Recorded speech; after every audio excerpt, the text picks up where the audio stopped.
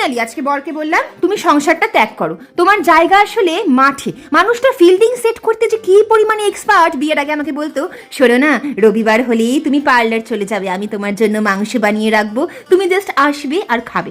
হ্যাঁ তাই হয় প্রত্যেক রবিবার, কিন্তু ঘুমিয়ে ঘুমিয়ে। কাল রাতে নবাবের কি আবদার জানো? শোনো না, কালকের রবিবারটা বছরের প্রথম রবিবার বলে কথা, তোমাকে একদম হালকা রাখতে চাই। চিকেনের পাতলা করে একটা ঝোল, সঙ্গে একটু চিকেনের কিছু স্টার্টার বানিয়ে দেবে। কত বছর খাই, তাই না? কত বছর তুমি খাওনি? আমার বরের মনে হয় 7 দিনেই 1 বছর হয়ে যায়। কি করি এবার? 10টা নয়, 5টা নয়, একটা মাত্র বর। আবদার না রেখে পারি? একদম বিনা তেলে কিন্তু সুন্দর কাবাব রেডি হয়ে যাবে এয়ার ফ্রায়ারের দৌলতে। ভীষণ কাজের, লিঙ্কটা আমি স্ক্রিনে ট্যাগ করে দিয়েছি, দরকার হলে অবশ্যই দেখে নিও। এইটাকে 10 মিনিটের জন্য রেখে সুন্দর বানাচ্ছি চিকেন দো পেঁয়াজা।